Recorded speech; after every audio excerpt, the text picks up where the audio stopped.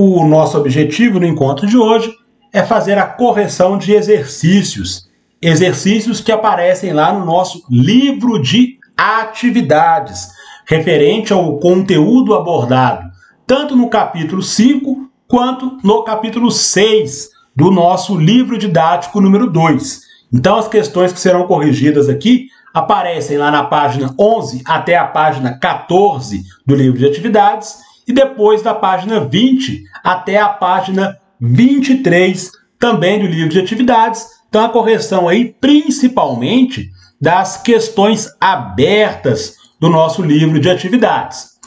O capítulo 5, o assunto principal, diz respeito à questão da geologia e do relevo. E a questão de número 1 aparece para a gente da seguinte maneira: observe a imagem a seguir e justifique por que ela está associada à questão da orogênese. Então, durante o andamento das nossas aulas, falamos da orogênese e também da epirogênese. A orogênese é o movimento horizontal de placas tectônicas. Então, tem um movimento convergente ou então um movimento divergente. No caso da imagem da questão número 1, eu tenho aqui um movimento convergente de placas tectônicas. Tenho aqui na minha imagem falando do dobramento na região da Patagônia Argentina. Então, eu tenho aqui a formação de uma cadeia de montanhas. E as cadeias de montanhas ocorrem quando eu tenho um movimento convergente de placas tectônicas. Então, isso é que associa a questão da orogênese.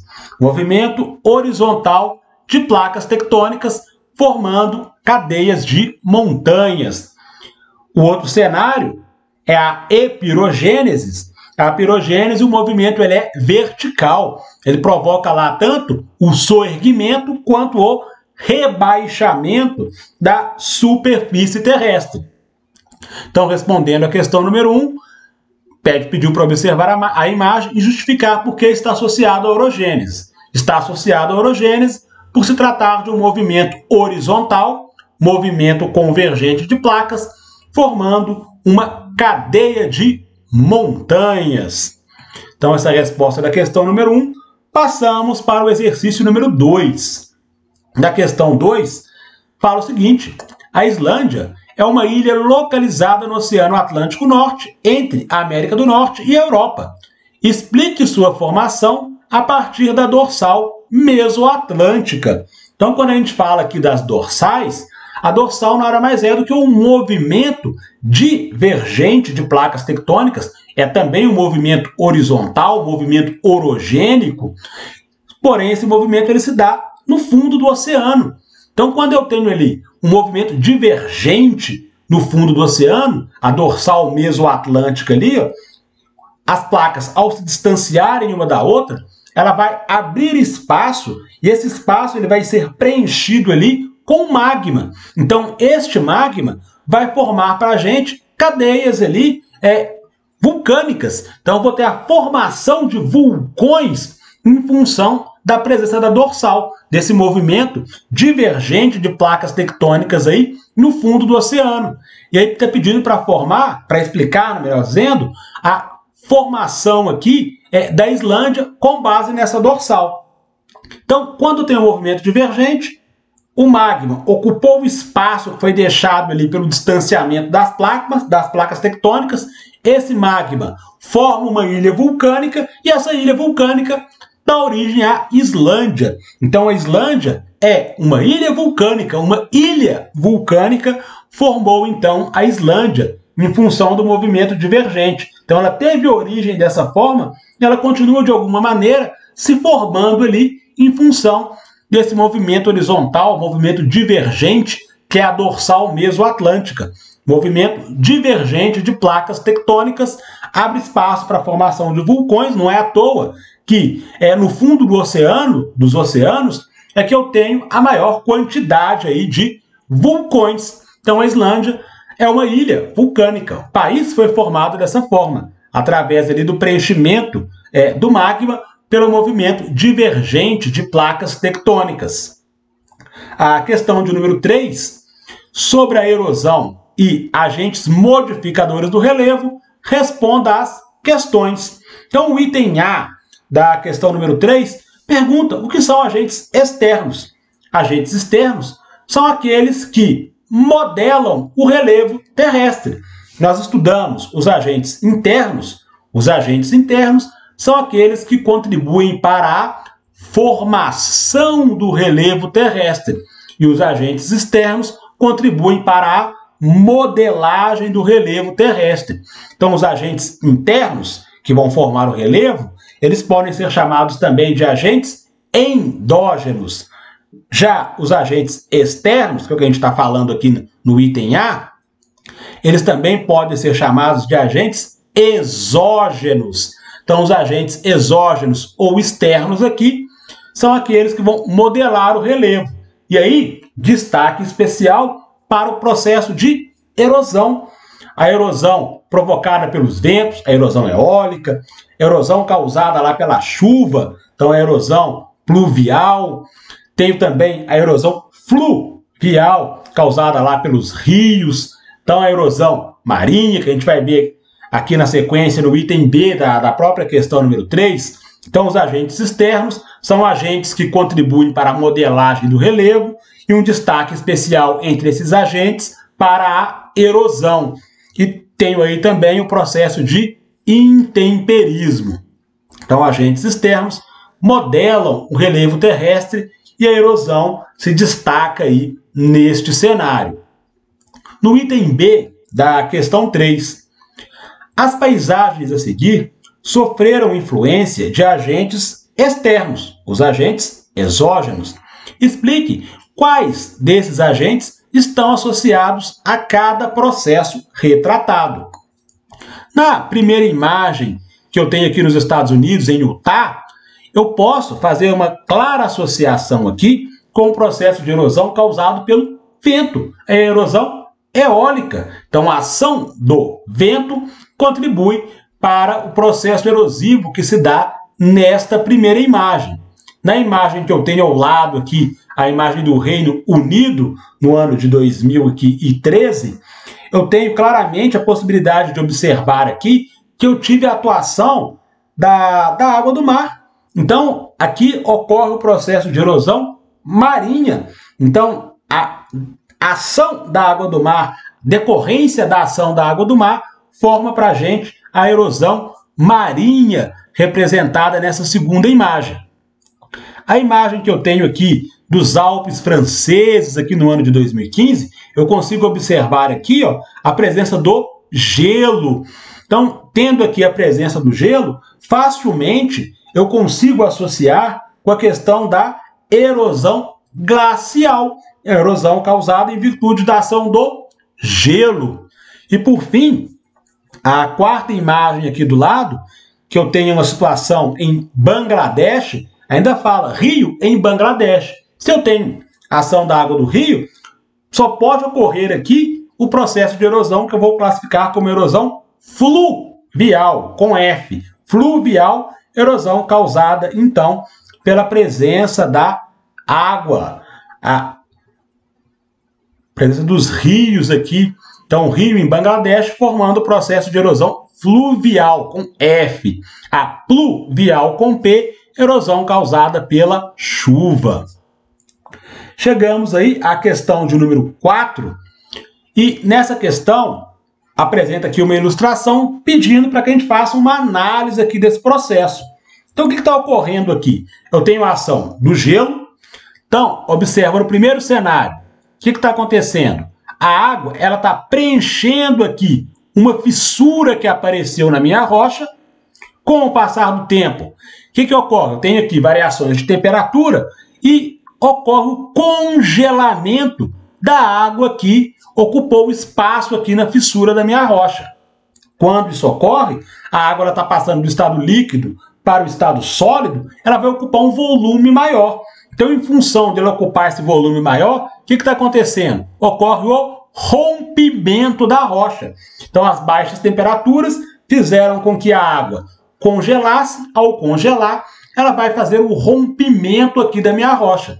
Então, a pergunta é, qual processo de desagregação das rochas está associado à ilustração.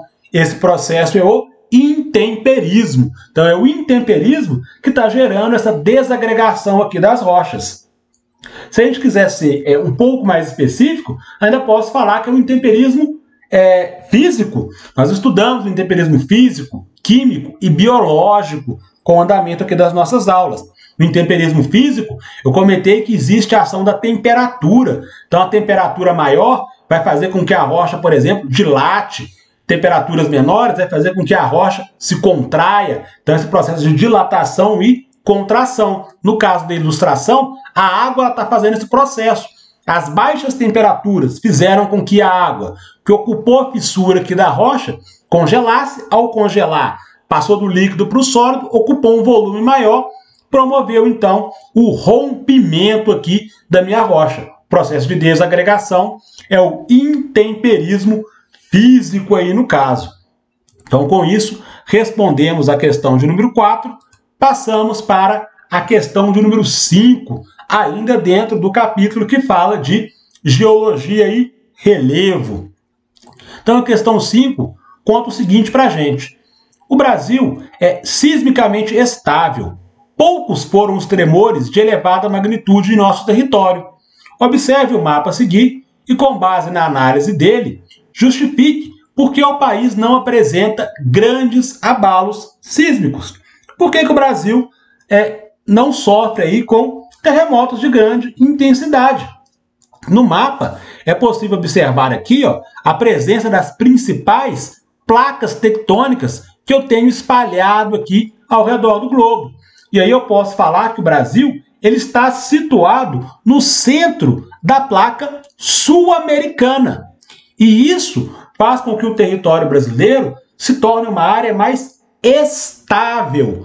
Os locais que estão na borda das placas tectônicas são esses os locais que sofrem com os tremores de terra e com os abalos sísmicos de maiores intensidades.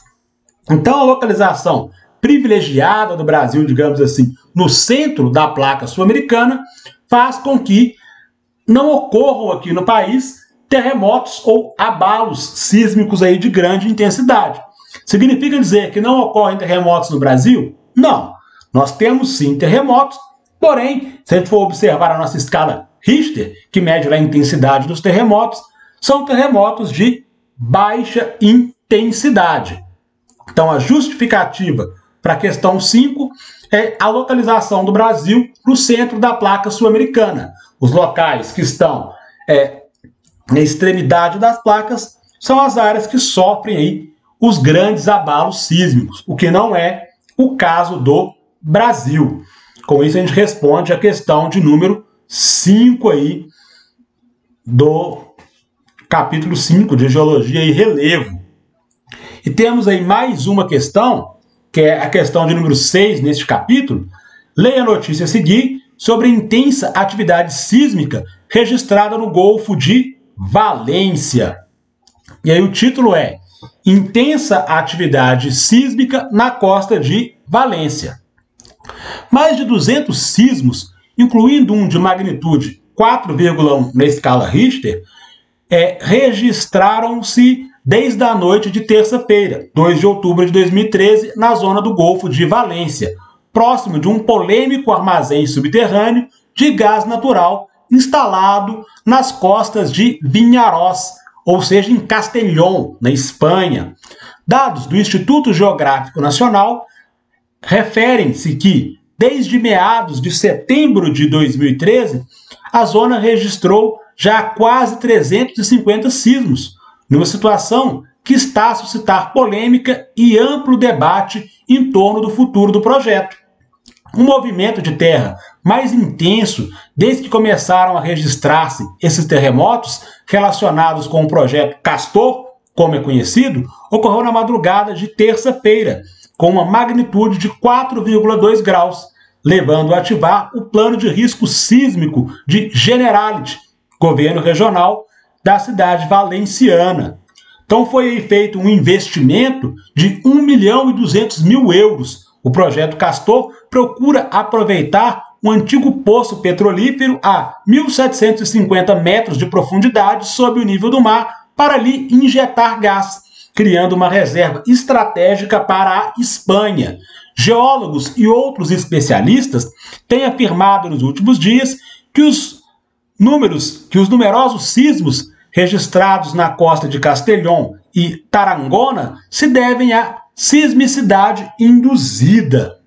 Então foi criado ali uma espécie de depósito para se armazenar gás para gerar uma reserva para a Espanha. Então, com base no texto, podemos concluir que os tremores apresentaram causas naturais? Justifique sua resposta. Não. Os tremores eles foram naturais? Não, eles foram induzidos. Induzidos por quê? Porque, no caso, eu estou criando artificialmente uma espécie de reserva para armazenar o gás ali para abastecer a Espanha. Então, com base no texto, podemos afirmar que os tremores apresentam causas naturais? Não. Justifique sua resposta. Ao justificar a resposta, eu vou citar que ele não ocorreu de forma natural em função de ter sido induzido. Foi uma ação antrópica, uma ação deliberada por parte do ser humano de criar ali uma reserva para armazenamento de gás na região do Golfo de Valência. Então foi feito ali uma indução, digamos assim, e essa indução, esse armazenamento artificial de gás, provocou os abalos sísmicos ali, no caso, um registrado lá de 4,2 graus na escala Richter. E a letra B, tranquila, qual a intensidade média dos abalos sísmicos relacionados às sismicidades induzidas? Então foram registrados ali 2 abalos, pelo menos os que foram relatados aqui na notícia que a gente acabou de fazer a leitura. Então foi um abalo de magnitude 4,1 na escala Richter e um outro ali de 4,2 na escala Richter. Então, essa é a resposta para o item B aí da questão número 6. E eu chego então no capítulo 6, que fala da dinâmica da litosfera. Então, nesse capítulo, a gente vai fazer a correção das questões abertas, e a primeira delas fala o seguinte: defina terremoto e, com base na ilustração, indique os principais elementos que o compõem. Então, a questão deixou espaço aqui para a gente poder fazer o preenchimento. Então, respondendo a primeira parte da questão, o que é um terremoto? Então, um terremoto, na verdade, são tremores naturais que ocorrem na crosta terrestre em função da propagação de vibrações. Então, definindo o terremoto, são tremores naturais na crosta terrestre gerados ali pela propagação de vibrações. A gente sabe que eu tenho também o terremoto que ele vai ser induzido, vai ter uma ação antrópica, mas de maneira geral, ou pelo menos os terremotos de grande intensidade, eles possuem uma origem natural. Então, uma origem natural, e aí ele vai se propagar através das vibrações. Então, definido o que seria o terremoto, vou completar aqui na ilustração os elementos que compõem o meu terremoto. Então, a primeira setinha aqui, bem no centro, ela está mostrando para mim o que eu vou chamar de hipocentro. O hipocentro é a origem do meu terremoto, do meu abalo sísmico. Então, o hipocentro é o ponto em que vai se dar a origem do terremoto. Então, nessa primeira setinha aqui, eu vou colocar com o nome de hipocentro. A setinha que está logo em cima, eu vou chamá-la de epicentro. O epicentro é o ponto na superfície terrestre e que eu vou perceber, que eu vou sentir o abalo sísmico ali em maior intensidade. Então eu coloco aqui como resposta o hipocentro, na setinha acima é o epicentro, embaixo a setinha aqui eu vou ter as ondas secundárias, local que está o cursor aqui do mouse, são as ondas secundárias provocadas pelo abalo sísmico. A outra setinha aqui na parte baixa, eu tenho as chamadas ondas primárias, que são essas ondas que estão em amarelo aqui no meu desenho. Elas são as ondas primárias formadas aqui pela propagação desse abalo sísmico. Então, eu tenho lá a situação o hipocentro, o local que se deu origem. A partir dali eu vou ter a propagação das ondas. E na parte superior aqui, ó, onde está o meu cursor do mouse, eu vou ter as chamadas ondas de superfície. Então o epicentro é o ponto em que eu vou perceber o terremoto com maior intensidade, então ele vai se propagar ali através das ondas, e eu tenho as chamadas ondas de superfície, completando aqui as informações da ilustração da questão número 1. Passo para a questão de número 2, que fala o seguinte: terremoto é registrado na região do Rio de Janeiro. Então, o abalo ocorreu a 60 quilômetros de São João da Barra, 72 quilômetros de Campos dos Goytacazes e 75 quilômetros da cidade de Quissamã. Então, foi uma publicação de 2015. Aí eu tenho lá, continuação, um terremoto de 4 pontos de magnitude foi registrado na região do Rio de Janeiro. O sismo foi detectado pela rede sismográfica do Instituto de Astronomia, Geofísica e Ciências Atmosféricas da Universidade de São Paulo, a USP. Ainda segundo o Instituto, o tremor ocorreu próximo à superfície, a menos de 1 quilômetro de profundidade, às 6h39 no horário de Brasília, a 60 quilômetros de São João da Barra, 72 quilômetros de Campos dos Goytacazes e 75 quilômetros da cidade de Quissamã. E aí, partindo para as questões, pulamos aqui, voltando, a letra A fala o seguinte: a escala mais utilizada para determinar a magnitude ou a intensidade de um terremoto é a escala Richter, que foi desenvolvida por Charles Richter no ano de 1935. Escrita em graus, ela começa em 1 e a cada grau tem uma intensidade 10 vezes maior do que a anterior. Então, o tremor do Rio de Janeiro foi de quantos graus na escala Richter? Então, a notícia ela traz para a gente essa informação bem clara ali: terremoto de 4 graus na escala Richter. Então, o que é importante, o mais importante do que a resposta em si, no item A da questão número 2, é o que o enunciado traz, falando que essa escala Richter, a cada grau nessa escala, eu tenho ali uma intensidade 10 vezes maior. Então, se o terremoto no Rio de Janeiro teve 4 graus na escala Richter, se eu tiver um terremoto de 5 graus, quer dizer que ele vai ter uma intensidade 10 vezes maior do que o terremoto que teve lá o registro de 4 graus na escala Richter. Então, isso aqui é importante ali saber sobre essa escala, que ela não tem um limite. Então, claro, nunca ocorreu situações com terremotos aí de 10, 11, 12 graus na escala Richter. Isso nunca aconteceu, mas não é impossível. Então, essa escala ela não tem um limite para ela. A letra B da questão número 2, não estando o Brasil em uma área limítrofe entre placas, que explicação científica podemos fornecer para justificar a ocorrência de tal tremor? Então, numa questão anterior, a gente citou ali a situação que o Brasil ele não está na borda de placas tectônicas. O Brasil ele está no interior de uma placa tectônica. Então, o tremor ele não ocorre apenas na área limite. No caso do Brasil, que está no interior da placa sul-americana, o terremoto TST, na questão anterior, a gente começou na correção, não está na borda da placa, está no interior. Isso não quer dizer que não pode ter terremotos. Porém, quando eles ocorrerem, eles serão ali em menor intensidade, que é o que ocorreu aqui no Rio de Janeiro. O terremoto ele teve ali um registro de 4 graus na escala Richter.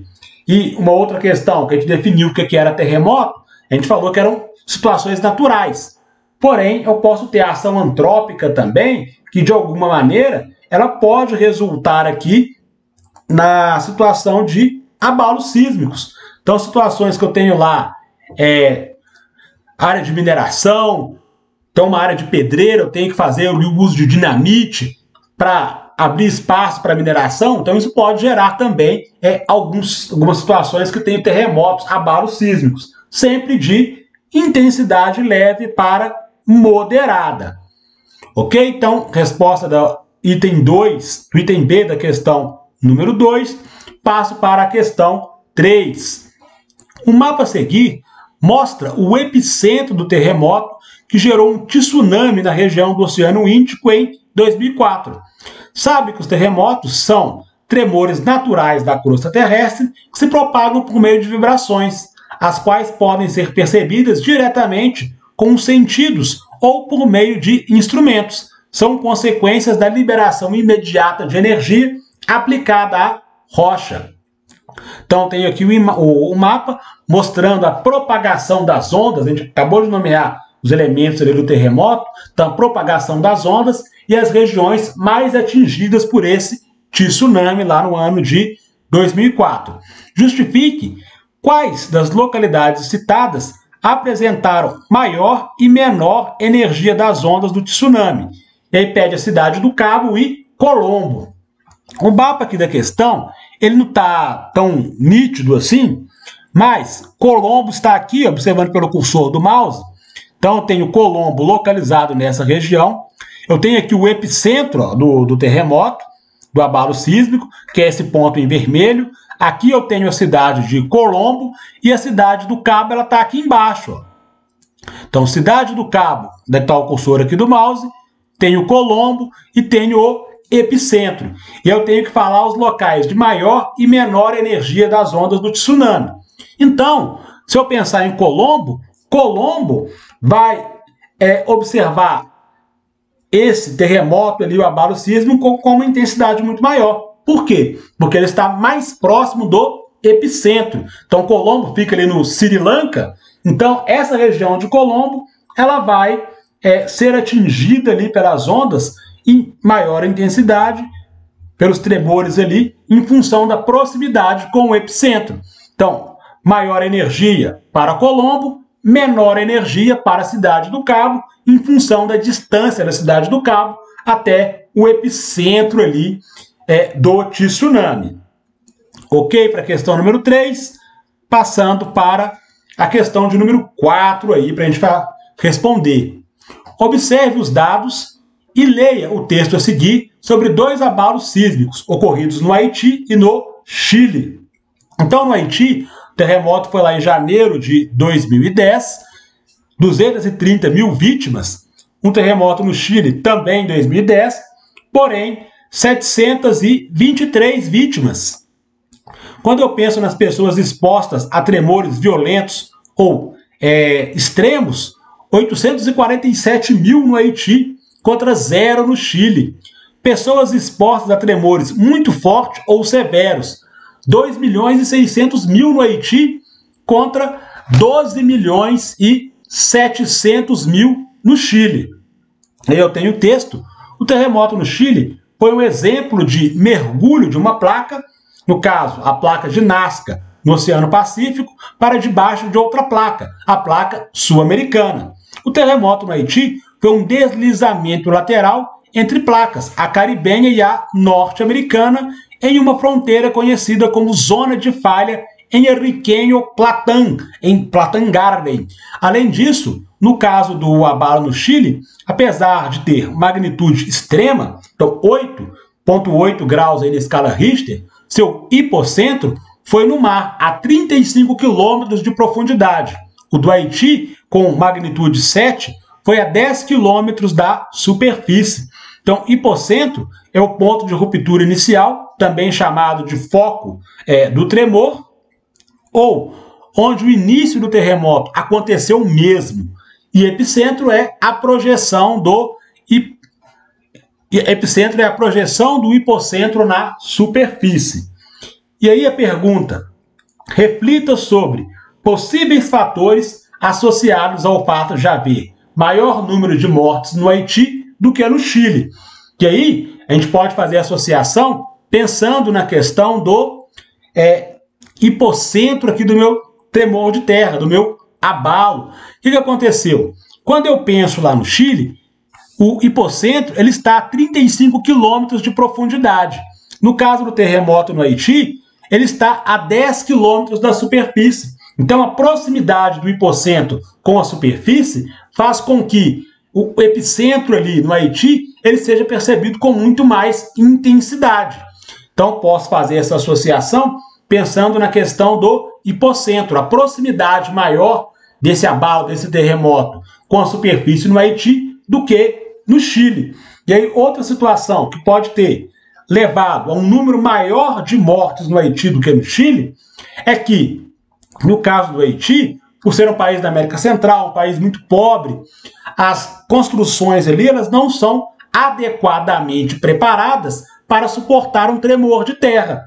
Então isso também contribui. As construções não sendo adequadas provoca lá um número maior de casas, de prédios sendo destruídos, e isso vai gerar um número maior também de mortes. Então, como resposta para a questão número 4, a gente vai falar da questão do hipocentro, a proximidade maior com a superfície, no caso do Haiti, e o fato das estruturas físicas do país não serem tão adequadas quanto as estruturas chilenas, e isso resultou num número maior de mortes, no caso no Haiti, do que no Chile.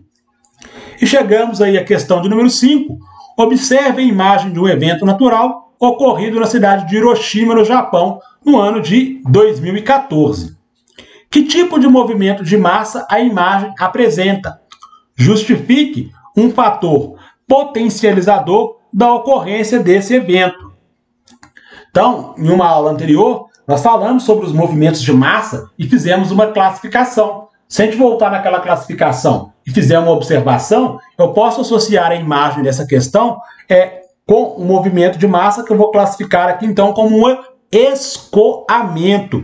Quando eu tenho ali a Terra adquirindo propriedades de fluido, ela fica praticamente líquida. E aí, nesse caso, ela vai escoar e vai arrastar praticamente tudo que tiver pela frente. Então, que tipo de movimento de massa a imagem apresenta? Apresenta o escoamento.